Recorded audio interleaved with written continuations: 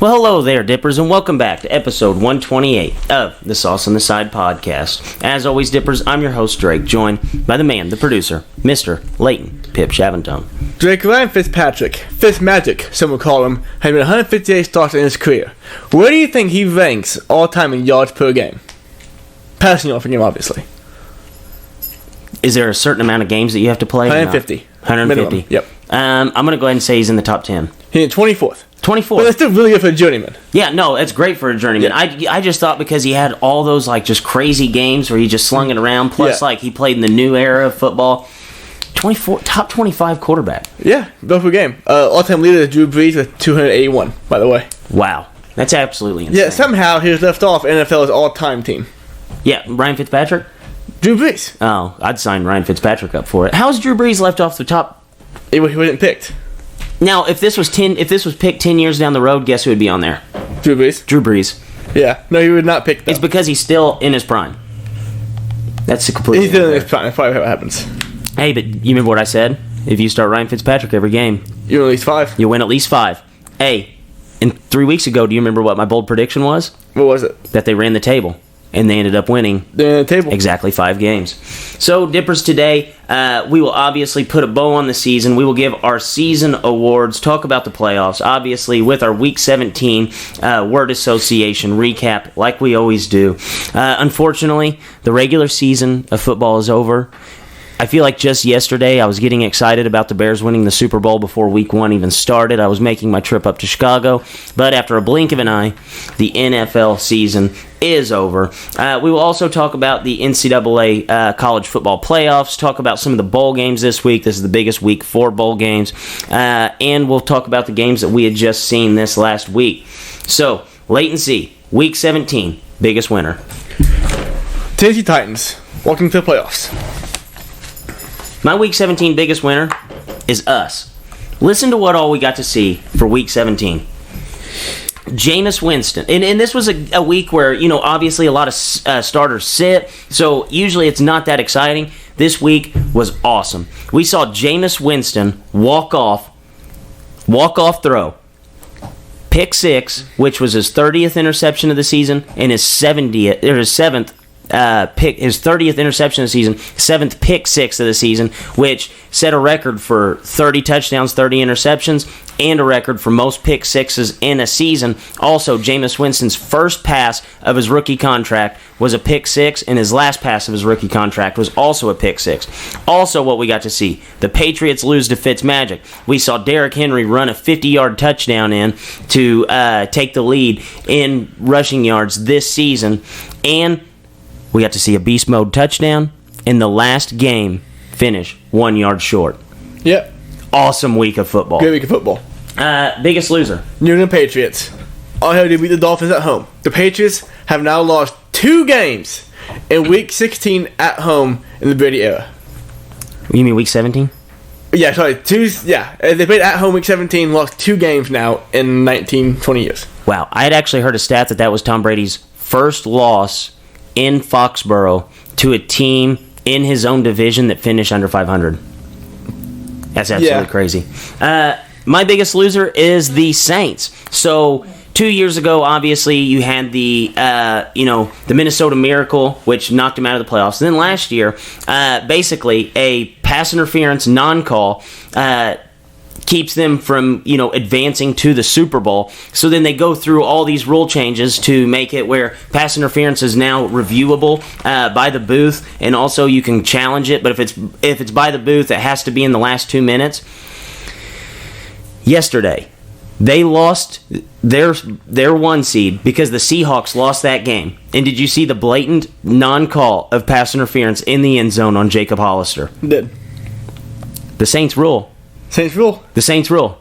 That's exactly what it is. And it's such a bummer for the Saints because the reason why this rule was put in was because the Saints got killed in the playoffs last year because of it, and now they have to play another week without home field advantage in week 2 or round 2 of the playoffs because of that rule. Next up, surprise. Derrick Henry was 400 yards back in the rushing title after Week 7. Like Drake said, he won the rushing title. Wow. That's a hell of a comeback. What a comeback. 400 Hey, don't call it yards a comeback. behind 9 weeks ago. Hey, you can't call it. It can't be a comeback if you don't get down. That's true. Biggest surprise, Ryan Fitzpatrick, oldest player in NFL history to lead a team in rushing, and I guarantee that stat will never get broken. Yeah, There will not be a guy who's 38 years old lead his team in rushing yards because if it has to be a quarterback that's playing that late into his career, Yep. and there will never be a team that's so inept at running the ball that a quarterback who gets 250 yards leads his team. That's true. Disappointment. Texans just letting the Titans walk into the playoffs. I don't think there's nothing to play for, but the Titans are a team that could literally beat you in the playoffs. I feel like you should put up some fight against them. Yeah, no, I actually agree with that. I don't know if I necessarily love the move unless those guys had lingering injuries. Yeah. My biggest disappointment, the Titans ran a play with Ryan Tannehill at wide receiver, and they didn't throw it to him. And then also, Ryan Tannehill was only 250 yards short and 3 touchdowns short of getting another incentive. And I feel like a guy like Ryan Tannehill has earned every single incentive on his contract this year. And he had 2 touchdowns going into halftime. He was well on pace to get the 250 yards. And what do the Titans do? They turn around and hand the ball off 10 straight plays on one drive. And then there were 2 more drives where they were on like the 1 or 2 yard line so they could have gotten him a touchdown. Nope. They went ahead and just handed the ball off over and over and over. Kept him from his incentives. You think the coaches were aware of that? Yes. Absolutely. Everybody was aware of that. Impact injury. The Eagles. Whole team. Let's say Miles Sanders went down, Brooks went down. I absolutely agree. It is the Eagles. And did you hear what they actually said during the broadcast? One of the players had a line outside the tent. The line was so long to get inside the blue tent that they actually had to, I think it was Brandon Brooks, maybe. It was one of the bigger players for the team. They had to take him to the locker room because they couldn't evaluate him in the tent because they would be waiting so long. Yep. WTF moment of Week 17. The Giants fired Pat Shermer last night, but they were going to retain David Gettleman. Ooh. I feel those should be hand in hand together to get the fuck out. Yeah, just get it. Just clear house. Yeah. You definitely need to clean house. My biggest WTF moment is the delay of game from the 1 yard line that the Seahawks had. You know, like Russell Wilson is the guy that I want under center for any time that I need a touchdown. Mm-hmm. You know, late in games, Russell Wilson is the guy. No other guy. Yeah. He is the guy. Drives all the way down the field, and you could tell that they weren't prepared to get a first down without scoring a touchdown there. They go up, spike the ball, and they were so concerned with getting beast mode back on the field to get the potential touchdown that they get a delay of game. Yeah, that was not clutch. Not good. Not good at all. Next up, overreaction of Week 17. Case Keenum made Pat Shermer. I don't know if that's an overreaction. I mean, that might be the truth. Look at the stats. Look at the stats. My biggest overreaction is that Lamar Jackson is a system quarterback. The Ravens scored the most points against the Steelers since Week 2, where they tied the Seahawks, and the only team that scored more than RG3 under center was the Patriots, Week 1. So you think a big overreaction of the week? Yeah, absolutely. I mean, if you just look at the numbers. Look at the numbers. Do you think it's going to change going forward? No, absolutely not. You have thoughts for us? Yes, I do. Update on Le'Veon Bell's season.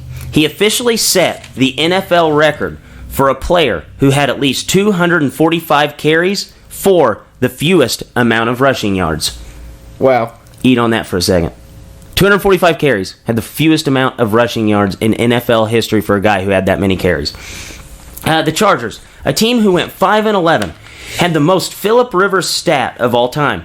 If every single one of their one-score games were flipped, the Chargers would be 12-4, the top seed in the AFC. Tom Brady, Bill Belichick. The only thing that is stronger than December Foxborough pixie dust is Fitzmagic. Welcome, my friends, to Black Monday, where every borderline coach is fired. And if there's one card that still works to get into the facilities on Tuesday, it will be Jason Garrett's. What if I told you there was a man who was the greatest show on grass, for better or for worse, the 30 for 30 on Jameis Winston's 30 for 30. I'm looking into my crystal ball, and I see Texas dominating their bowl game after all of Utah's stars preparing for the NFL draft sit the bench, and I can confirm Texas is not back. Stat of the day, Oklahoma officially 0-4 in college football playoffs. And in those 4 games, they've only allowed 199 points. Death, taxes, and Big 12 teams looking like children against other Power 5 conferences. Oklahoma football walks into a bar, and their tab is already down $40 before they even sit down.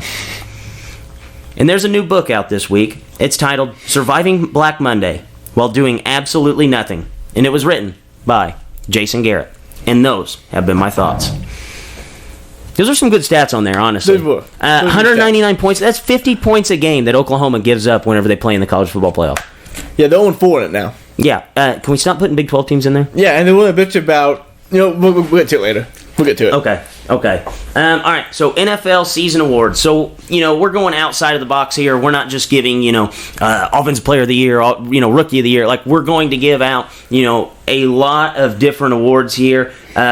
There's got to be over 10 here. I didn't count. But there has to be over 10. So, starting off, most surprising team. To me, it had to be San Francisco 49ers. I mean, we were very good last year and got Garoppolo. We knew they would be good this year. But I don't think anybody thought they'd be a top seed in the NFC. I went to the top seed in the AFC, and that's just because I dogged them. We said that the worst offseason of any team. Yeah, we said they had the worst offseason of any team. We just didn't realize that they were going to utilize Lamar Jackson in possibly the greatest way you could utilize Lamar Jackson. Right. There is no possible way that any other person at that helm could have done any better with this team than what they did this year. I mean, you look at it top to bottom, the offseason was questionable. There was a lot of question marks. They did make a lot of moves. Every single move that they made, home run. Yep. Home run.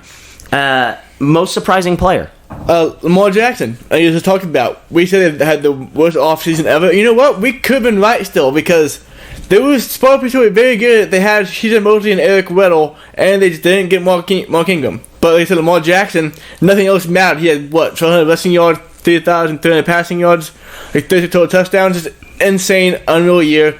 We heard it in training camp. They say he looks really good passing the football.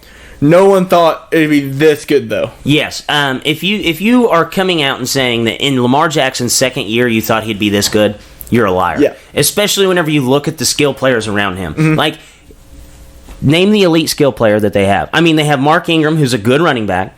Wasn't even the best running back on the Saints last year. Nope. You have Mark Andrews, who I think this is Mark Andrews' second year in the league. It's his third year in the league, I think. Is it third year? I think he missed all last year. No, it was his first year that he played was last year, and he got drafted in like the third round, and Hayden Hurst was supposed to be the guy last year, but he was hurt all last season. Was that last season? Yes, okay. I'm almost positive. I'll confirm. And then you have a rookie wide receiver. And then with Miles Boykin and Marquise Brown, like you had a bag of misfit toys, and this guy absolutely dominated the NFL in a way that nobody's ever seen. So Lamar Jackson, most surprising player. Most disappointing team. Dallas Cowboys has to be. They were speaking to the Super Bowl before the season started. Washington's very talented. They have B+ players all over the place. And in the NFL, you B+ players. If you're A players, you win Super Bowls. And they missed the playoffs. Rather, it's because of play calling, because of the coaching staff. Rather, O-line was banged up. They didn't football well enough. All coming back on Jason Garrett. All coming back on Kellen Moore. I read today that the entire coaching staff is going to get fired from this. Is that true? Time will tell. Yeah, doubt it. My most disappointing team, I had to go with the Chargers. I almost went with the Bears or the Cowboys just because they had all that talent, but they went 8-8. Those teams went 8-8. You look at the Chargers, they went 5-11. 5-11, and this was a team that you could have made the argument was going to win the AFC West. You could have made the argument that this team was a Super Bowl team. I mean, they had the defense, they had the run game, they have the skill players, they had everything that you needed to be successful in the NFL, and they went 5-11. Most disappointing player. There are a lot of ways we could go with this, but I actually have two guys. The first one being Antonio Brown, just because what the fuck. And the one to decide on was Mr. Trubisky. I think probably it's because I hit him all the time because I hang with you all the time.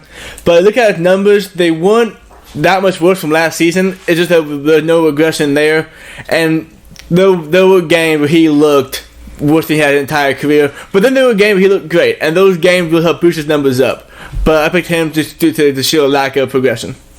Yeah, I had to go with Mitch Trubisky here. I mean, you look at this Bears team, all the skill players were above average, actually, outside of the tight end position. And Mitch Trubisky still led this offense to the second fewest points in the NFC. The second fewest points in the NFC, and we're talking about a guy who last year looked like a franchise quarterback after people decided that they didn't want to play in the Pro Bowl. He actually got into the Pro Bowl last year, so you could say that you're dealing with a Pro Bowl quarterback here, and now he doesn't even look like a serviceable backup in some games. So I definitely had to go with Mitch Trubisky. One more I have is OBJ. He did get 1,000 yards. Everybody gets 1,000 yards. Everybody does. But OBJ, 2 years ago, with top 3 receiver in the NFL, as quarterback, and I had Baker Mayfield in the new system. Rather, it's Freddie Kitchens, rather Baker Mayfield, I don't care. OBJ, disappointing season. He put a top 2 receiver in the league. You have to do better than that with what you had around you. No, absolutely terrible for OBJ. There were a lot of guys that you could have put on this list. I went through a lot of guys. I had to go the one closest to my heart. So we're going to do top 5 most fireable coaches, including those that have already been fired. And whenever we're going to do this, you're going to give off your top 5, and then I'm going to just say that I had them on there as well. And then after you're done, if you left anybody out, I'm going to give you mine. So no particular order here. Top 2 are Freddie Kitchen and Pat Shermer, because they're already fired. I had those two. Those were obvious. Nobody to explain there. Jason Garrett's the next one on the list. Shouldn't be fired. Then I have Doug Marrone. Was it a product of that quarterback play from Gardner Minshew? Fournette didn't want to be there. I think overall the fact that the players didn't really seem to want to play for him is the overall thing for me there. And that's with Matt Patricia. I mean, fourth year coaching the Lions? I think this is only his second, actually. Really? Yes. No, it seems like he's been there forever. He's been there forever, but I mean... I think it's just because he's like aged like 50 years in the last 2. Hey, could the Lions do that to you? I didn't put him on there just because anytime your quarterback gets hurt and you have a bad season, I wipe you out. So therefore, I took Doug Marrone off because I think that, Doug Marrone, if they would have just stuck with Gardner Minshew the whole season, Gardner Minshew went 6-6 as a starting quarterback. So I kind of cut them some slack there, and they tried to make the Nick Foles thing work, and it didn't. Then, you look at Patricia, they were a sneaky team at one point.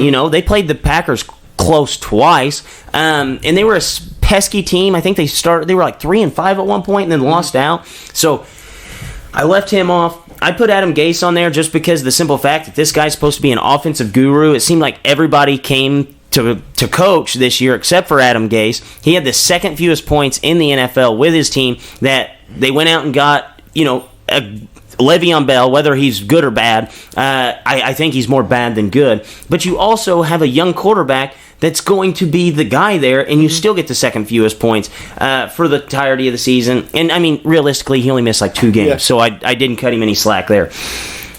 Next up, I have Matt Nagy.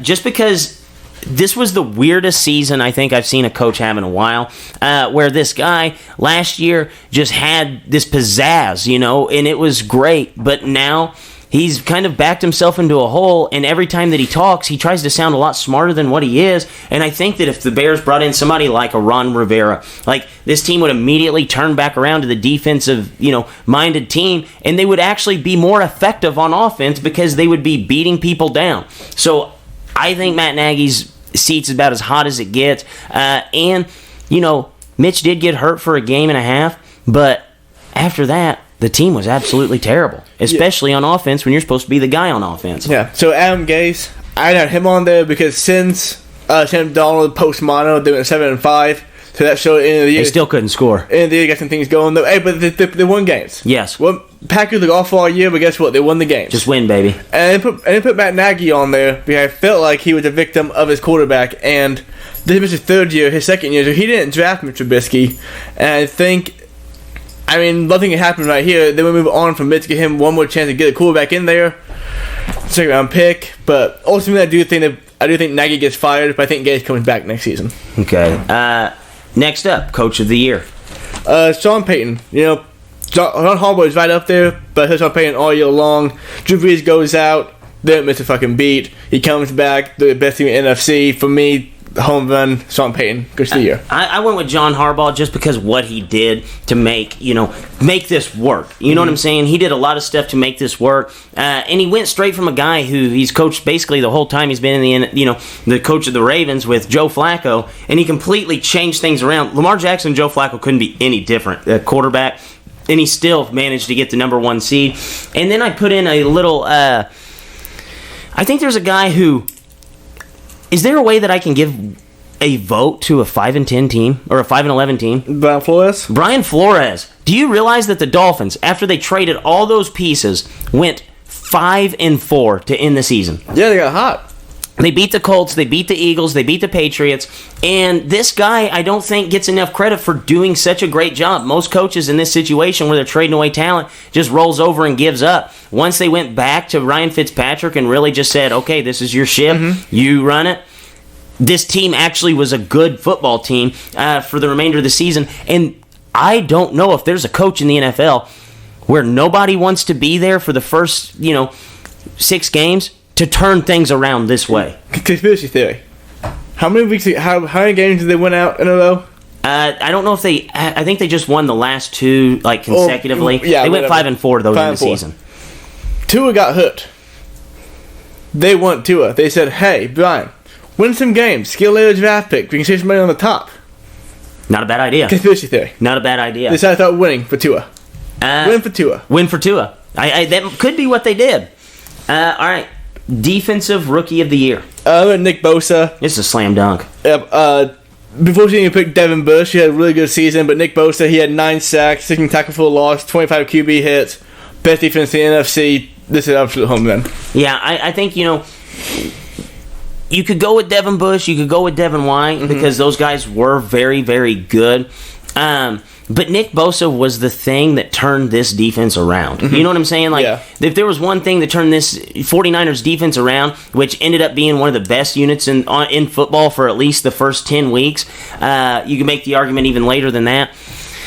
It has to go to Nick Bosa in this, in my opinion. All right, next up, we have Rookie of the Year. I think we're going to actually get a little pushback here. I'm going to go with Kyler Murray. He had 1,300 passing yards, 500 rushing yards, the 6th quarterback to do that in the history. And he had 24 total touchdowns. Really bad start to the season. Bad season went along the offense, and he looked really, really good. I think he will actually be a very good quarterback in NFL for a long time. If he can stay healthy, because we said he is very small in frame. Yeah, now I do think Kyler Murray is a franchise quarterback. I'm going to preface this with that. But if I were voting for Rookie of the Year, he would be third in my voting. I would have A.J. Brown as my Rookie of the Year. The guy had 1,100 total yards. He had 9 touchdowns, and he was in the top 10 in yardage for rookies all-time receiving.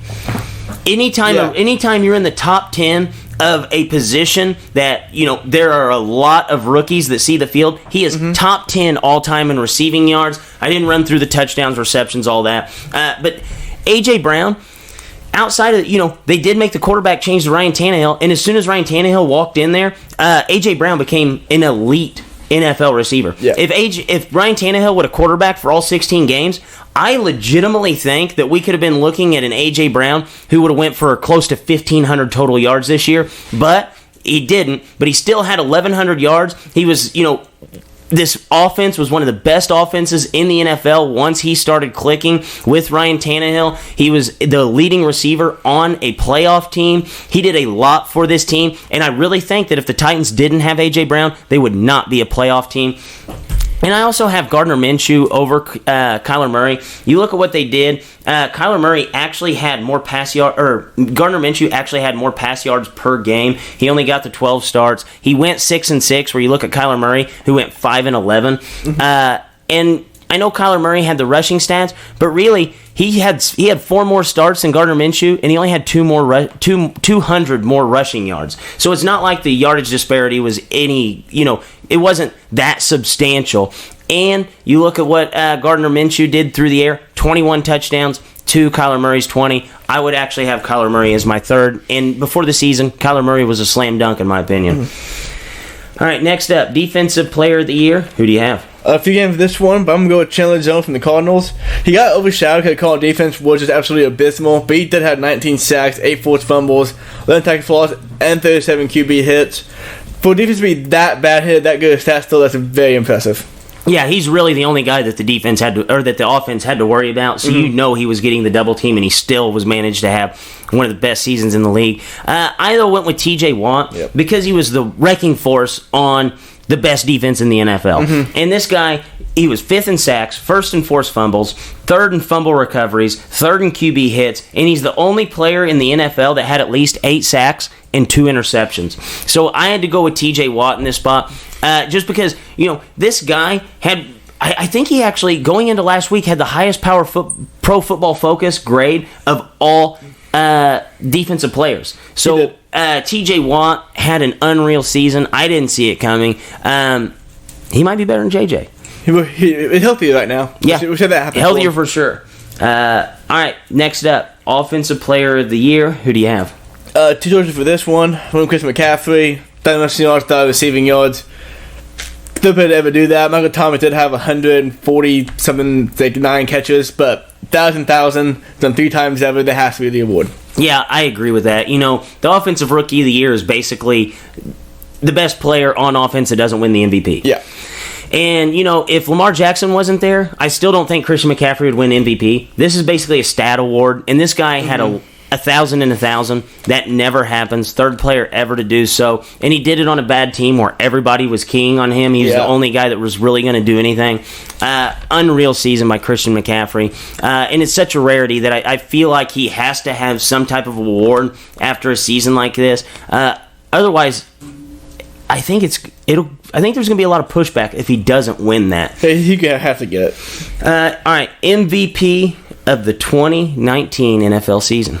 Before last night, I was really ready to put Russell Wilson in this spot. If they won the game last night, it's him. But if they didn't win that game, he was 1 yard short of winning MVP. Yes, basically. You can't. It's Lamar Jackson, though. 1,200 rushing yards, 3,300 passing yards, I think 36 total touchdowns, just absolutely phenomenal, historical year. Yeah, historical year. You look at the quarterback position, rushing, he had the best year in NFL history. In fact, this year he was 8th in rush yards per game. He was 1st in passing touchdowns. He was 13th in yards per attempt passing the ball. He had the 3rd fewest interceptions of quarterbacks that played at least 15 games. The guy was an absolute animal. He ended up getting the number 1 seed in the AFC, which definitely helps. Showed up whenever the lights got the brightest too. And after he won that game in Foxborough, or was that in Foxborough? Was that against was that in Baltimore? It was in Baltimore. It was in Baltimore. Even whenever that Patriots defense, which looked unstoppable going into that point, teams started to model your offense after you get the MVP in my opinion. So Lamar Jackson is the MVP for me. All right, Leighton C. So it is time. Staple of the show. Each week we play darts, and what is the game for us today? Once again, is it a sport? Is it a sport? So the way that this will work, we will each throw a dart at the dartboard, and we will discuss whether or not the sport at hand is a sport. We'll do 3 rounds of this, and Leighton C, your throw. And we have an 8. 8, hold on, my iPad is lagging on me. 8, bowling. Bowling. Is bowling a sport? Bowling is not a sport. However, bowling is a very, very good time. Bowling's a great time. It's a great time, but however, it takes a little bit of balance, but you need to be athletic to bowl a bowling ball. You can get the really good wrist twist action, be fine bowling, but since that kind of lesson overall, bowling is not a sport. Yeah, bowling definitely isn't a sport. You look at it, there are athletes that do bowl, but for the most part, bowlers are not athletes. I think it's more of a skill than anything. Yeah. Like, you don't have to be athletic to walk up there and roll a ball down the middle of the lane. Realistically, the best bowler in the world could lose to an 8-year-old on any given day. Yeah. All that kid has to do is have 10 good throws. Yep. If you're ace and your grandma can beat me at bowling, don't consider it a sport. Absolutely not. And that's actually true. You think about it. If you've ever thrown a strike in your life, you legitimately have the capabilities to have a perfect game. Yeah, absolutely. Yep, you just got consistency. Yeah, I've thrown 13 strikes in my life, probably total. And if I just did them back to back to back, I would have a perfect game. Yep. All right, now my throw. And we have a 7. A 7. Track and field. Track and field. Now this is on there because is it sports or is it exercise? I think this has to be a sport, just because you're throwing in the field as well. You know, and the first thing I go to is like a decathlon, you know, or something like that, where it's basically who's the most athletic. You know, who can run in a short distance the fastest, who can run in a long distance the fastest, who can throw this heavy object the furthest, who can jump the furthest, and who can jump the highest. So just because it's basically the NFL Combine, track and field is. Yeah. And they grade that very heavily whenever people are going to go into the NFL draft. And, you know, you're finding the best athletes. And, yeah, I definitely think that that's a sport. Okay. I'm going to say it's not a sport. And I was going to say it was a sport until compared to the NFL Combine. Now, let's go back to last week, talk about kickball being more of a game, more of an activity than actually a sport. And NFL Combine, basically just like practice. It's just like a miniature football event. So that's kind of what track and field is. Now, being field does help it, but just because of how we discuss sports, I would say it's not a sport and more of an exercise to get better at sports. But the decathlon, that's the only reason I'm saying that this is locked in as a sport. Because if you look at a decathlon, you're like, all right, that's definitely a sport because there's so many activities involved and it takes so much athleticism, coordination, skill, like all those things going into that. And decathlon might be the only one that I consider a sport or something to that similar. That's true. There might be sports. There might be sports inside the whole of track and field, but as a whole, I look at it more like powerlifting. Like a 100-meter dash, I don't think that's a sport. Yeah, like look at powerlifting. Like a 100-meter dash and powerlifting to me are very similar because they both just exercise to get better at sports. Yes. So, a really weird, twisted way I'm going to say not a sport. Okay, I actually won't argue that much. I just the decathlon. That's the only thing that's leading me on that. The events in track and field are definitely sports. All right, latency. Third and final throw. We have a 17. 17, horseback riding. Equestrian. We're going to do horse racing for this one. Horse racing? Oh, yeah, let's say horse racing. Because that's what I wrote that down, that's what I was thinking of. Depends. Is it the jockey or the horse? It's the entire event. This is tough. It is tough. Because it involves an animal. But man, it's like dog racing. You get a guy on there. Yeah. And he's smacking that horse with that whip. Okay. For the perspective of the horse, it is a sport. For the perspective of the jockey, it is not a sport. And I will go... Okay. This is tough. So, is a dog show a sport? No. Why not? Because it's who has the prettiest dog. It's who has the most money to groom the best dog. That's what dog shows are. And this is basically who has the most money to breed the best horse. And for that simple reason right there, horse racing is not a sport. That's right. I like it. I thought we had a lot of pissed off NASCAR fans, but I'll wait for another show. Yeah. I definitely think that that's not a sport. Horse racing is not a sport. I mean, if you're talking about the horse, yes, the horses are athletes. Mm-hmm. The horses probably are competing in a sport. But who gets the love? Who gets the attention? Who gets the money? It's always the breeders. Yeah. And it's always the jockeys. And the jockeys not so much, because it's always just the breeder and the trainer. Yeah. And those people always win. It's because they have the best money and they can get the best breed to get the best horse. So in that, absolutely not. But the horses are athletes. We cannot overshadow the horses. The horses, this is not your fault. Horse racing is just a dog show. So you say no? No. Okay, I agree there. So just recap, we are split on whether or not track and field is a sport.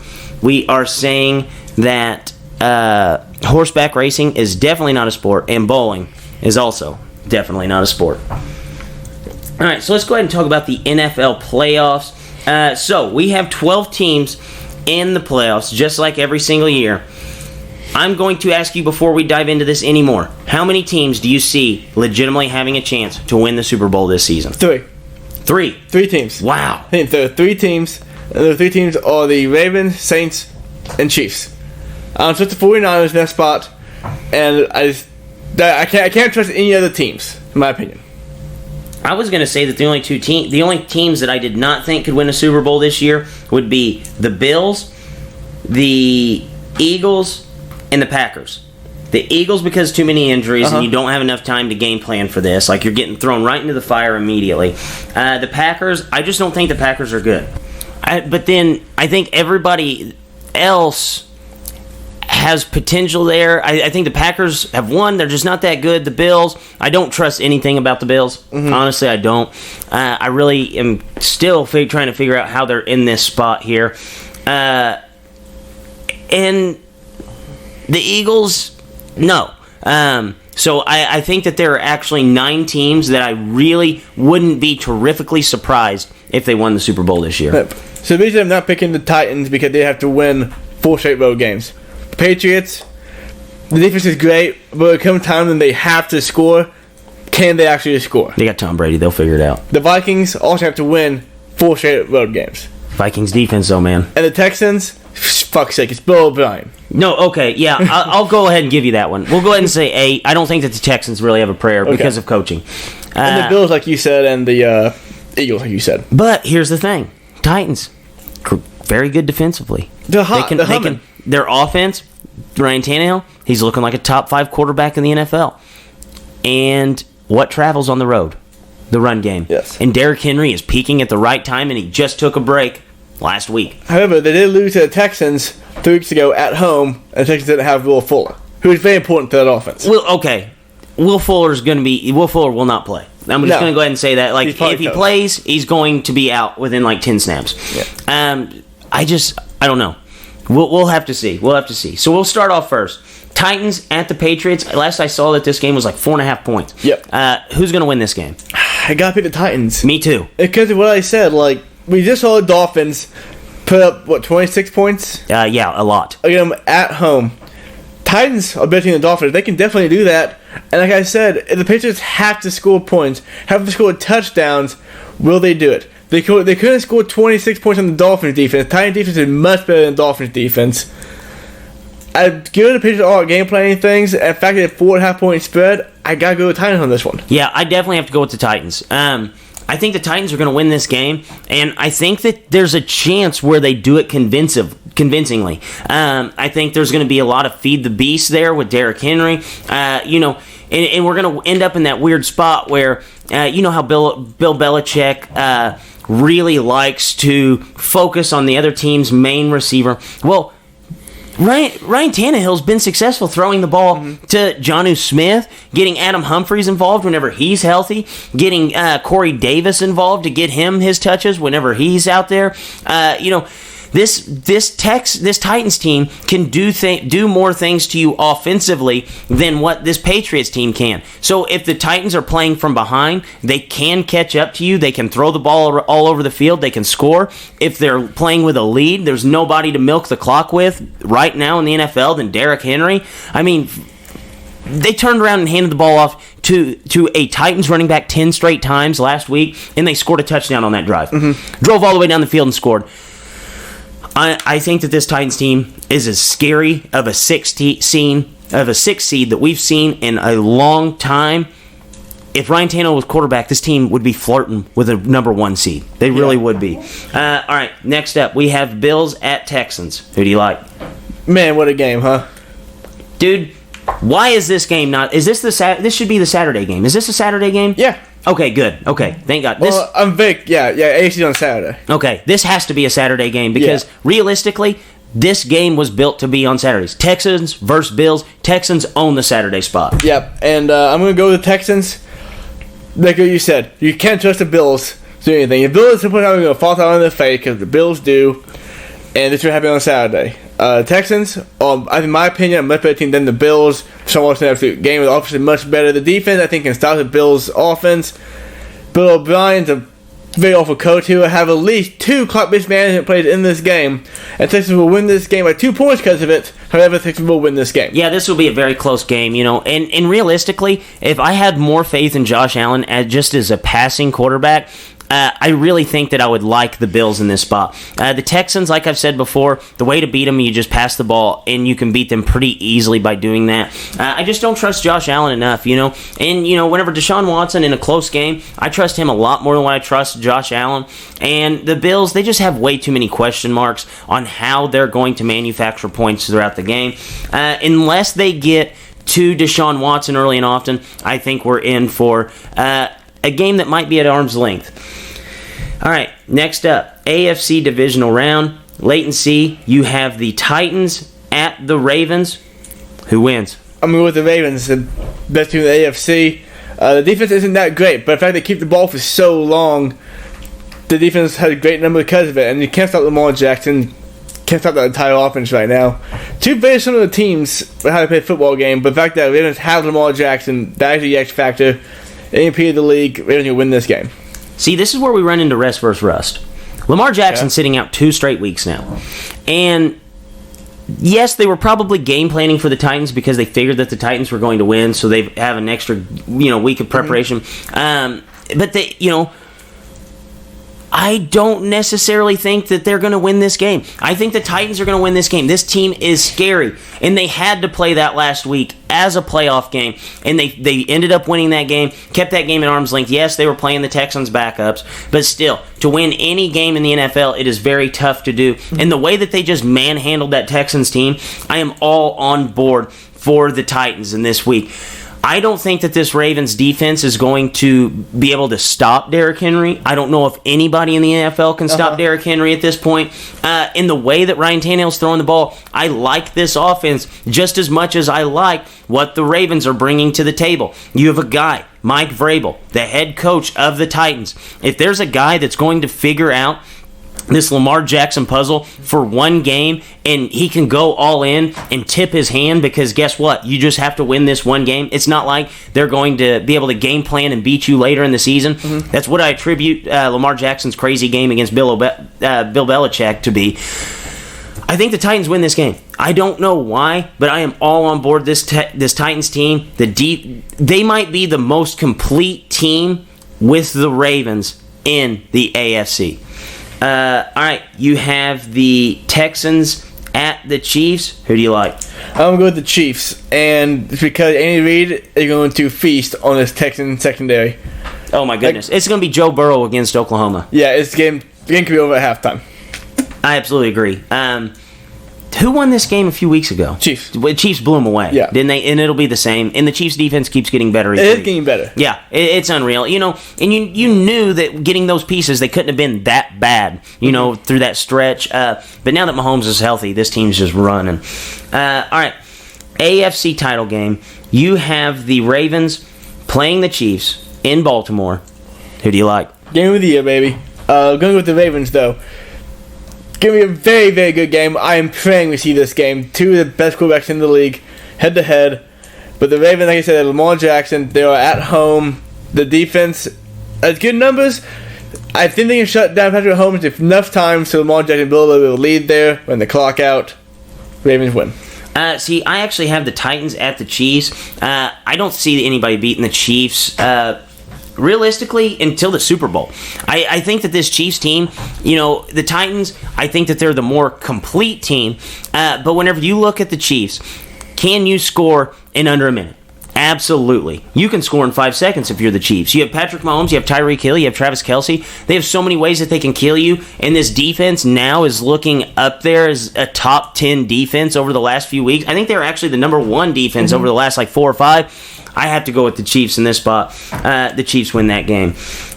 So, NFC. We'll go ahead and start off. Vikings at the Saints. I think the Saints are like a 7.5-point favorite. Yeah. Who do you like in that game? The Saints. Superdome. New Orleans will be rocking. Absolutely Saints. Saints. I absolutely agree there. And there really isn't much debate on that. All right. Seahawks at the Eagles. So the FPI says that the Eagles are actually the favorite in this game. Vegas has the Seahawks as -1. Who do you like in this game? I know the Eagles have a lot of injuries, but can they pull this off? See, if they win this game, I wouldn't be surprised. Just because I had the Steelers played all season long. But like you said earlier, they have enough.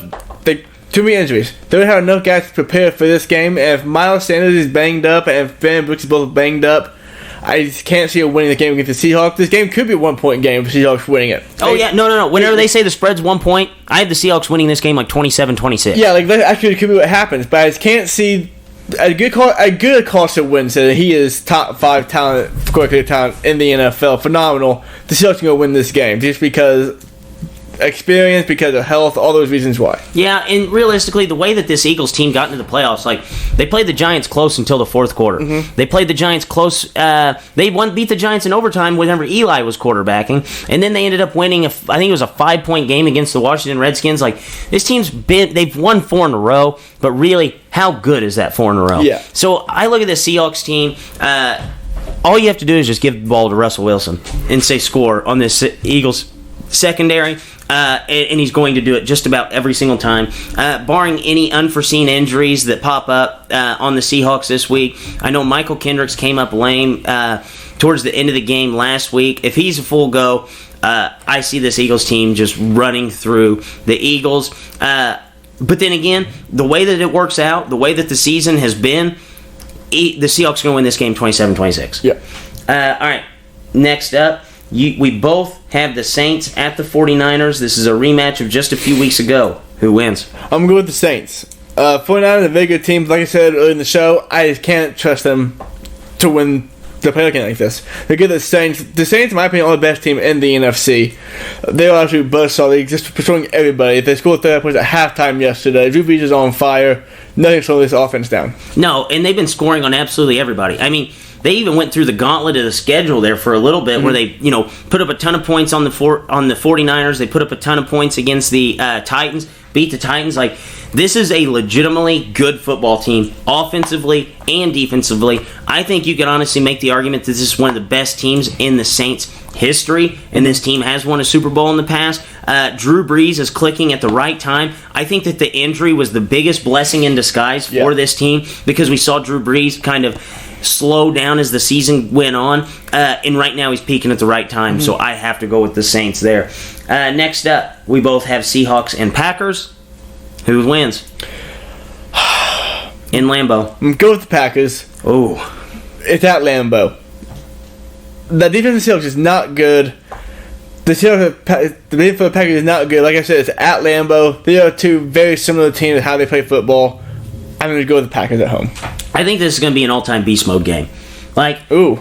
Yes, I think this is a game where beast mode breaks one off and just takes one to the house. I think, after the next week, he'll have another game under his belt. He'll be a little more in shape so he can, eat more carries away. And in the limited time that he had, he looked good. He looked good. And now you get 2 more weeks to prepare for that. It will be in Lambeau. The game will be cold. I'm praying for snow. I just picture Skittles flying into the field just as Beast Mode runs another one into the house. I think this is a Seahawks win. And honestly, I think this is one that the Seahawks get on them early and the Seahawks put it to them. Seahawks haven't won too many games by double digits, but I think this is a game that the Seahawks walk away with. All right, NFC Championship. You have the Saints playing the Packers in Lambeau. Drew Brees out of the dome. Who wins? I'm going to go Drew Brees out of the dome. There's a better team than the Packers. Same record. The Packers have because they have more wins against similar opponents, which is a really, really weird tiebreaker to me. It'd be a top one. But Dude, the Packers are not good of a team. I don't know how the Packers get... Because if you look at it, like, their season compared to the 49ers... Like, the 49ers blew them out by, like, 30 points and still almost lost that number 1 seed to them. Because the tiebreaker is weird in the NFL, but Saints is actually a better team. The best team in the NFC. Saints can go to Lambeau and win that game. Yeah, I think the Saints... I actually have the Saints versus the Seahawks. It will be in the Dome. I see a ton of points being scored, and I honestly think that the Saints will win this game, and the Saints will cruise to the Super Bowl.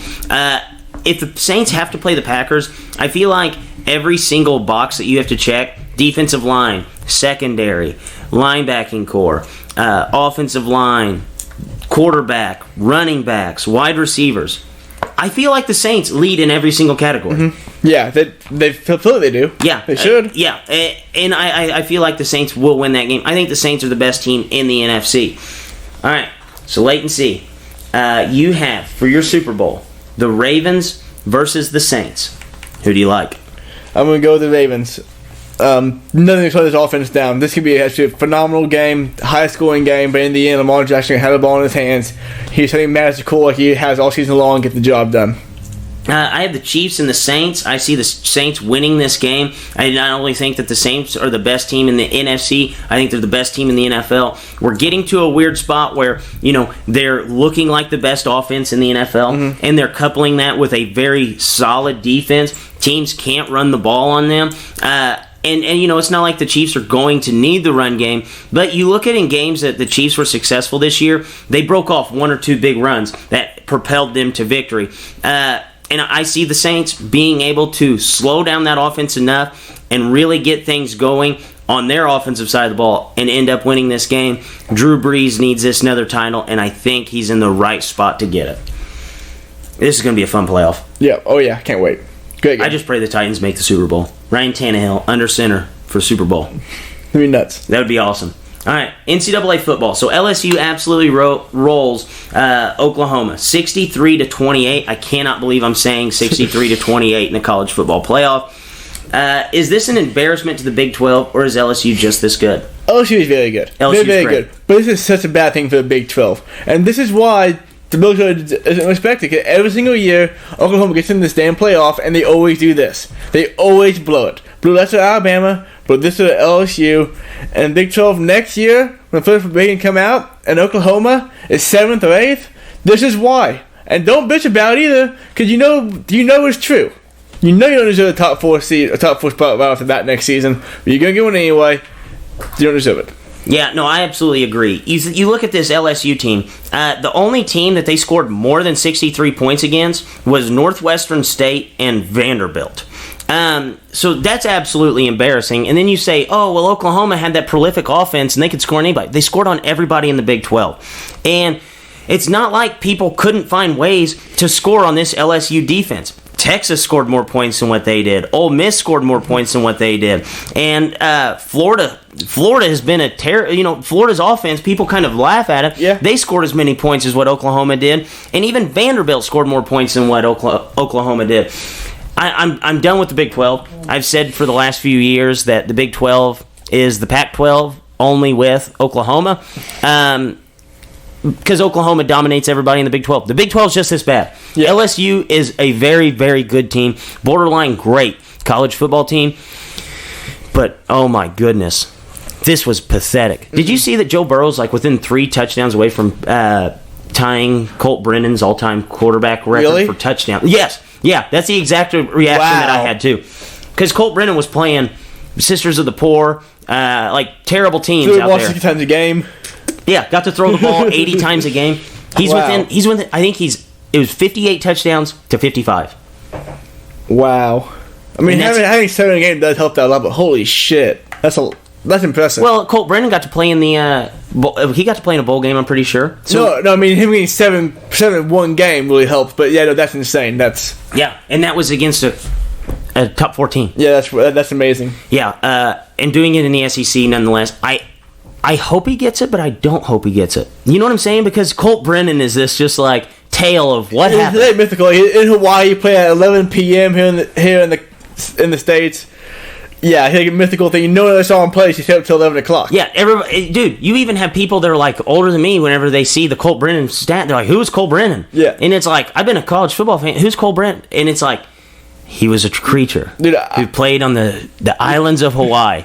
And threw 87 times a game and 6 touchdowns in each of them. Yeah, I remember staying up late to watch him play football games. And then I was all excited when they got 10th in the country. And they played. Can't remember who it was. And the bowl game got absolutely routed. Yeah, they got destroyed. Because it's Hawaii. But it's still amazing. Yeah. All right. So Clemson comes back from a 16-0 deficit to beat Ohio State. Was this an Ohio State choke job, or was this Clemson just being this good? Ohio State absolutely pissed this one away. Terrible. They had the not fumble, but mocked out completely. Just mocked that off. 2 players in this game ruined Ohio State. The targeting call on Trevor Lawrence was targeting. 100% a target. Not saying it wasn't, but you just can't do that. You gotta make sure you get low in his helmet. And then the penalty call. they scored on both those drives. Both those would have been Ohio State's ball. They could have put the game to rest. They had either one of those back, but choke job. That's the game right there. Yeah, and I put a lot of this on coaching. So the way Ohio State was scoring early on Clemson was basically they were snapping the ball before Clemson even thought about getting ready. Clemson was having 12 men on the field penalties. Clemson was having their defensive line stand straight up looking at the sidelines while Ohio State was running for a 3rd and 1. Like, they were using tempo and absolutely destroying Clemson. What happens when they get that 16-0 lead? They slow the game down. And once they slowed the game down, that played right into Clemson's wheelhouse. It was man versus man, and Clemson beat them. Ohio State is not... They don't have...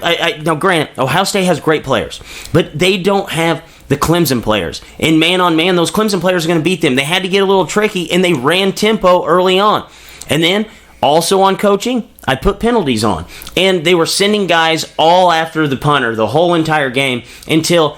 It was like a 4th and 15 or something like that, and it was like a 4th and 6, and they were on their own goal line punting the ball away, and you rush everybody and run into the punter. I mean, you kind of had it coming at that point. Yeah. So I just think that this was more of an Ohio State choke job. Now, Clemson is that good. The Ohio State kind of had to get tricky early to Ohio be able to win State had the game in bag. Like, don't hit him in the helmet. Don't have to punter.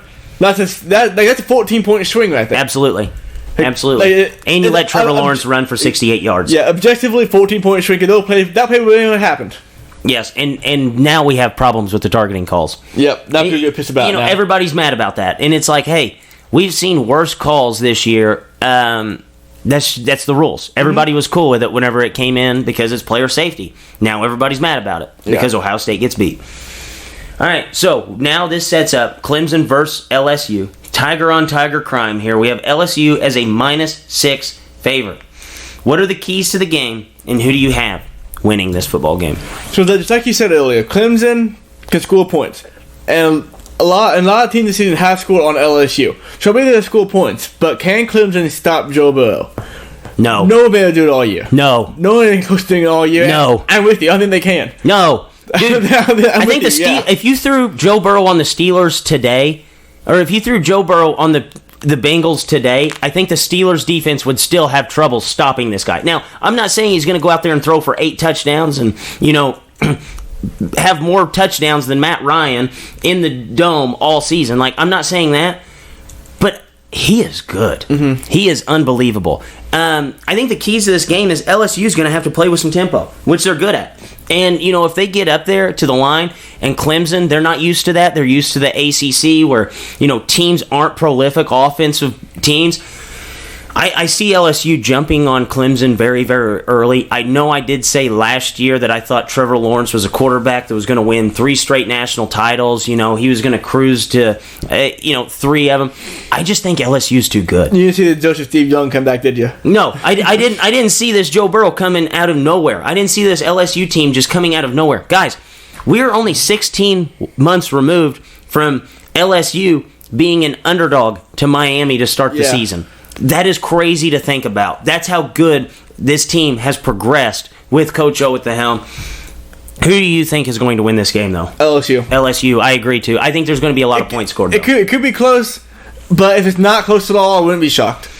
Yeah, if it looked like last year, Clemson versus Alabama, I wouldn't be surprised. Yeah, but Clemson does score points, but it's not enough to keep up, Yeah, I could see Clemson scoring like 30 and still losing this game by double digits. In my mind, I have 45-20 of some reason. That's what I'm thinking in my head. Yeah. Now, they won't score 63 like they did against Oklahoma. That's because nobody's going to give up 63 points again, other than Vanderbilt and Northwestern State. But, yes, this game, I'm excited for it because, honestly, if Clemson wins this game, I'm not going to be that surprised. I'm not. It's going to be a great game.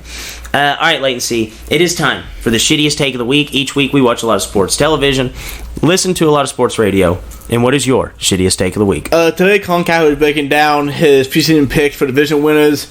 He went like 4-4, something like that. I don't know. He didn't do good to his standard, but he talked about breaking them all down. He goes, the AFC South, I thought Titans would win, but they didn't. But I was right about them still. They ran the ball football very well. I knew they'd be in the playoffs. And a very, very good football team. But yeah, because Ryan Tannehill. You said that about Marcus Mariota before the season started. Like, they were not good. They were 2-14 whenever he took over. Exactly. Ryan Tannehill, Colin, you know you weren't wrong, but you know you weren't right either. He wasn't right. Because they changed the players. Like, that's like saying you Lakers are going to be good before the time LeBron James. Yes. No, I absolutely agree. Oh, wait a second. Did you just compare LeBron James and Ryan Tannehill? I just compared the instance of the Titans being good, Lakers being good. Okay, I just want to make sure I heard that correctly. No, that's absolutely terrible. You know, there's one position that you, if something changes on that position, that you would be immediately, your take on that team is immediately gone. It's the Titans. Yeah. With the quarterback. You know, if there's one position, it's the quarterback all the time. And I absolutely hate that. But Colin, he's never wrong. Did you see, actually, so Dan Levitard each week does he has like they call it a celebrity prognosticator. And what they'll do is they'll have just like one random celebrity. I think the longest standing one was Fat Joe, who would come in and he would take Colin's Blazing Five and he would pick those same exact games. And I don't think that the people realized that they were doing Colin Cowherd's top 5. Yeah. And they would bring in just a random celebrity. And I'm saying like Fat Joe was their best one. And he had the longest stand. They would go until they went under 500 and then they would get a new one. And then they would ride that guy out until they got a new one. That celebrity prognosticator. And they forgot to do one. They forgot to do one for week 16. They forgot to do one. And they still beat Colin Cowherd this year. They still had more wins than Colin Cowherd. That's awesome. Yes, and Colin's always bragging about his Blazing Five and how great he is as it. I remember like 2 or 3 years ago, they had Big Boy on like 5 weeks in a row, and every single time they just start out, Big Boy, what are you doing? Oh, you know what I'm doing? I was smoking that gas. All right, smoking that gas. He got in this game. Like 5 straight weeks, Big Boy was on the fucking Melton show. I was watching one, and I think Fat Joe, they called him and they said, hey, what are you doing? And he's like, just sitting out by the pool. And like you could hear music playing in the background. And like Fat Joe was just like chilling out in the pool somewhere. And he was like sitting, I think he was actually sitting at like a swim up bar. Like they asked him, they were like, explain your surroundings to the people at home. And I think it was like Hawaii or somewhere crazy like that, where he's just sitting there and they're like, all right, Fat Joe, who do you like? Packers or Giants? Spread is this. And he would go on his little ramble about it. And it's hilarious because they beat Colin Cowherd. No, but my shittiest take of the week, I'm going to have to spin this a little bit. I wanted to talk about this take. I don't know where I stand on it being bad. Is it good or is it bad? Did you see the Adam Gase post-game interview yesterday? I did not. So, Adam Gase stood at the podium and they asked, will Le'Veon Bell be back next season? He said he's under a three-year contract. You're going to have to talk to, I don't know who the GM is, but he said, you're going to have to talk to so-and-so about that. And then they go, do you want him back next season? And he stands up at the podium and he says, you're going to have to talk to so-and-so about that. I don't know where I stand on this. Is it a bad take? Is it a great take? Yeah. Because we're looking at, historically, one of the worst bell cows in NFL history with Le'Veon Bell. And he says he's still on contract for 3 more seasons. I don't want to talk about it. You ask so-and-so about this. He's still on contract for 3 more seasons. Yeah. Well, before the season started, he said he didn't want to spend that much money on a running back, so you knew he didn't want him there. No. And then it just could not have gone any... Like you said, the worst bell cow back in history of the NFL. Worst bell cow ever. Like, so how does it want him back? No, he doesn't want him back. So, I had to put this in a take segment. I picked the shittiest take, but I think this might be the greatest take of all time. It's up there. It's up there. You never see players or coaches come out and just say stuff like that. Yeah, I know Adam Gase is a buffoon. He's not very smart. Didn't try to cover it up. No, but he didn't even try to cover this one up. All right, Latency. So let's go ahead and just give our bowl picks for this weekend or this week. We have a ton of them. Start off Alamo Bowl, Texas versus Utah. Utah is a -7 favorite. Who do we like? I'm going to pick Texas. And here's why, because this is how sports work. Texas have been back all year long. They're still back. They haven't been back, but they've been back. Now, they're going to win this bowl game. Because they have to give the fans hope. So they can talk shit all year long, have you back next year, and get that top 15 ranking. Yes. They have to win this game. They're going to win this game. Yes. I actually think that that's the truth. I think that if they would have played this game 5 weeks ago, In the regular season, Utah blows the doors off of them.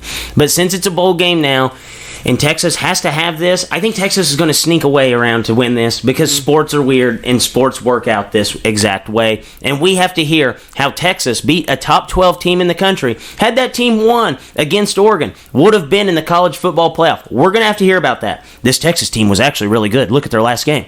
Well, were you really that good? Or did players just really not care? And did a lot of people might not play for Utah because realistically, Utah and Texas fans, I'm saying this, has more NFL talent than you right now. Yeah. All right, next up, Outback Bowl. We have Minnesota versus Auburn. Auburn is a 7.5-point favorite. Who do you like? I'm going to take Minnesota in this game. Minnesota, they basically missed every single shot they had to win the game all season long, but they got to win one eventually. So just rule of repetition, they'll win one. Minnesota will win this game. I think Minnesota's going to win too. I actually like Minnesota a lot in this game because whenever you look at Auburn obviously is star-studded with NFL talent. I haven't looked on who's going to be sitting out, but I can tell you that Auburn isn't going to be playing all of their guys. Yeah. A lot of guys are going to be preparing for the NFL draft. Where you look at Minnesota, this is it. This is what they have. You know what I'm saying? Yeah. Like, Minnesota, they're going to have guys go in the draft. They did the best those teams could hope for when they went there 4 years ago. This is the best they had in their mind. Yes, we got the Outback Bowl. We're going to win this game. If anything, they're going to help their NFL draft stocks by playing against an SEC school. So I think Minnesota is going to be up for this game. They're going to row the boat. They're going to beat Auburn.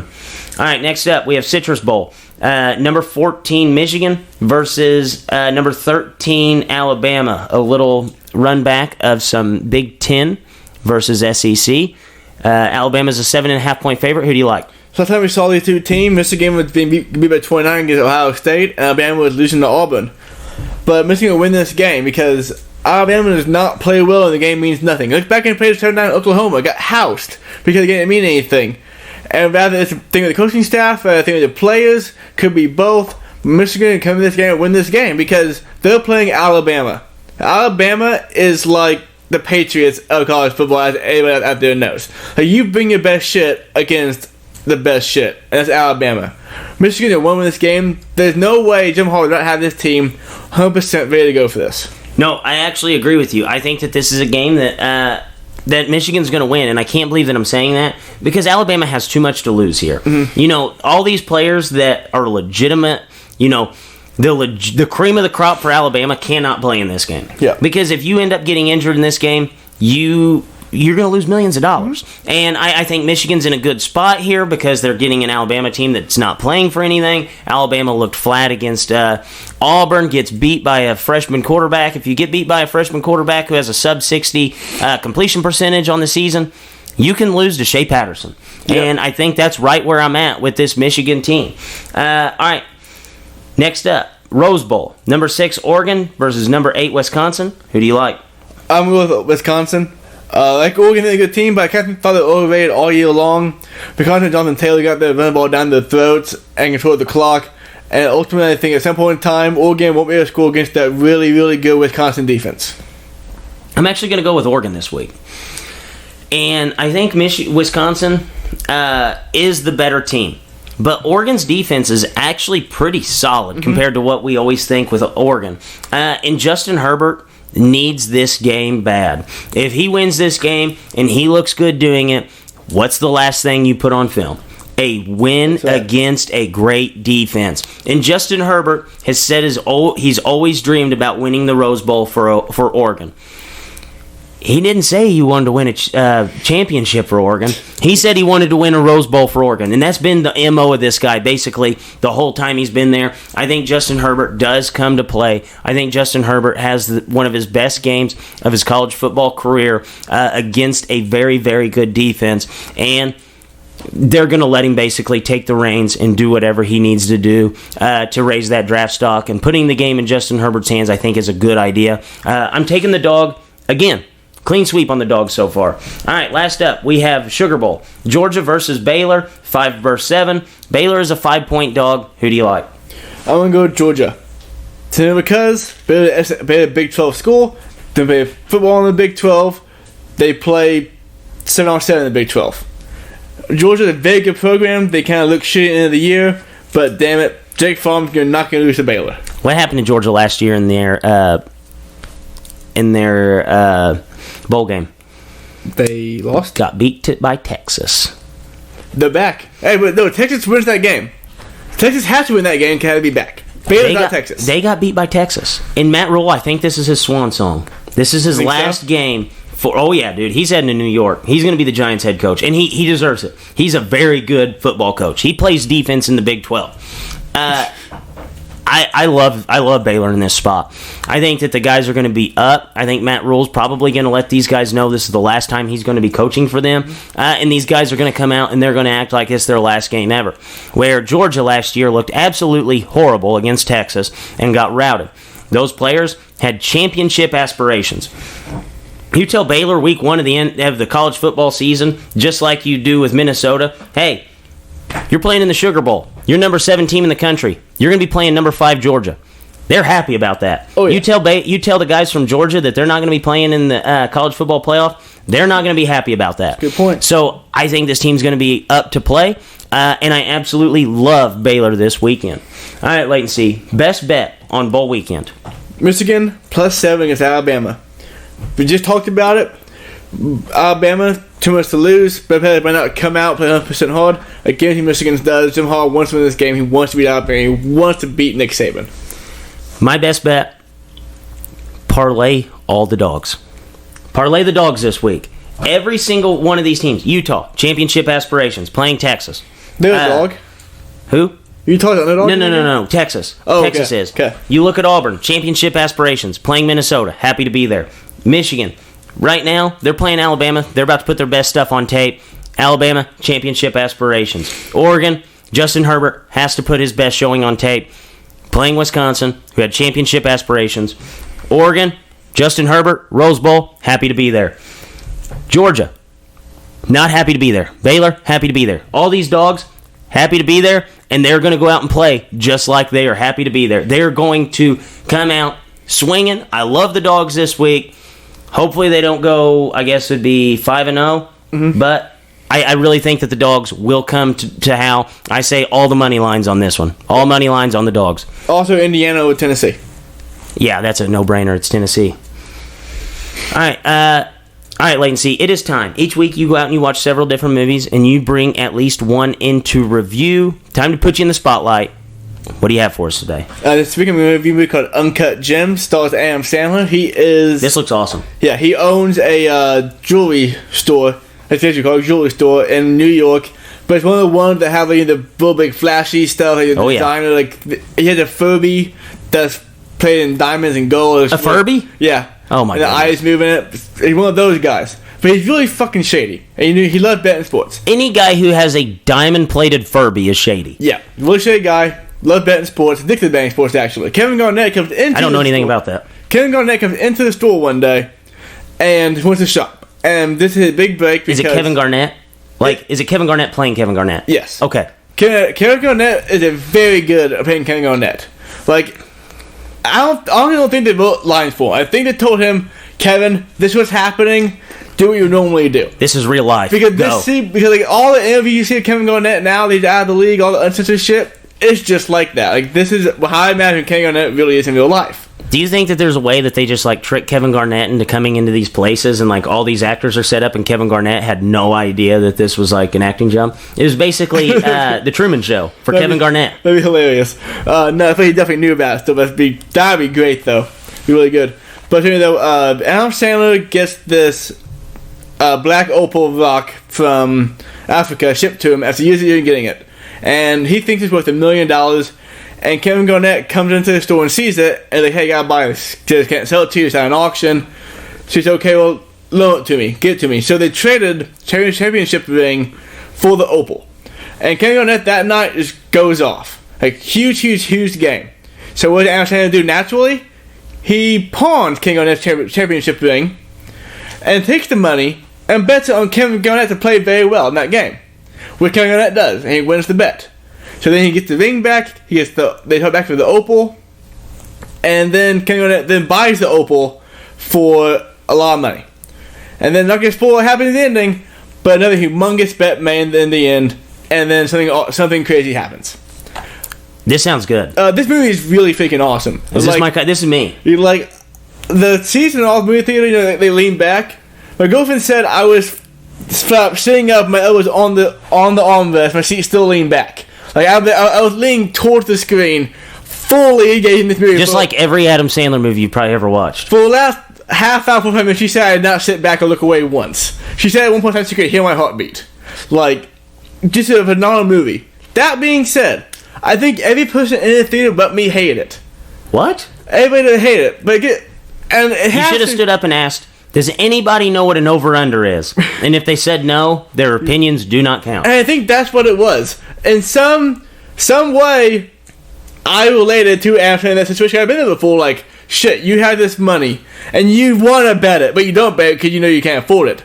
But Adam Sandler fucking bets it. And you're cheering for this guy really hard. You get this done. Just fucking win it, baby. Win it. You want him to win the bet. I've talked to two of my friends who have seen it. They both liked it a lot. So that proves to me it's a sports gamblers movie. Yes. Not a sport lover movie. Okay. Uncut Gems, 2.3 dips. I want to see it again. I like the fuck out of it. Okay. Yeah, I'm going to have to watch that. That sounds awesome.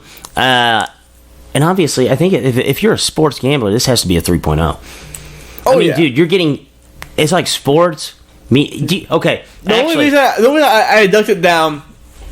I ducked it down because towards the middle section of the movie, in between the betting stuff, when it gets down to like the Opal bullshit, all that, kind of loses me for a second. But when it gets back up into like the last 45 minutes, half hour, I'm leaning forward for the whole time. That's when it's that good. So they could have just somehow made that pull about 35 minutes longer with 3.0. Also, this movie has a whole lot of shouting. Now, I don't mean yelling. I mean like you're arguing with your best friend, you're arguing with somebody else, just shouting. Kind of got annoying. She was just like, for fuck's sake, just stop yelling and talk. Have you ever been in a sports book? That's what that is. But yeah, but they weren't in sports books. They were just like, they was talking to his girlfriend because she was doing coke with the weekend. So I have a question. If this was an NFL player, do you think Roger Goodell would retroactively suspend them? He tried to. He would investigate the movie. He tried to get some of the money that they made off the movie. Yeah, he would definitely investigate the movie. He pulled and said why on this one. Yeah, wouldn't be good. All right, so latency. Any bold predictions before we wrap this show up? Yeah, next week, Nick Saban will be the head coach of the Dallas Cowboys. Oh my goodness, if that happens. Yeah. Also, has there been any reports on that or not? No. No, just a gut check. Gut check. They lose to Michigan. You want bold, you get bold. It's time, yep. Yeah. Jerry Jones big fish hunting right now. Yeah, oh yeah. Favorite summer activity, big fish hunting. Yeah, he wants Bermuda fish. Yes. Not anything else, Bermuda. Yes. My bold prediction is that Coach O and the boys, they stay in the Bayou. They beat Clemson by 20 plus this weekend. Whoa. Go Tigers. And on that note, for Drake. Wait, they get out to the 13th, you know that? It's not this weekend? It's not the 13th. So we have to wait another week? Yeah, that makes sense to you? What? Yeah, I was bamboozled. When did you find that out? Today. I meant to bring that up, but I forgot about it till now. Yeah, no, it's the 13th. I thought it was this Monday. I feel like it's been every year. I feel like it's always been a weekend the 2 days after. But no, yeah. It's the 13th. Wow. All right, so we'll change the bold prediction here. And we're going to say that Urban Meyer, by next week, is the head coach of the Dallas Cowboys. All right. And on that note, for Drake for Leighton, Dippers, as always, stay saucy.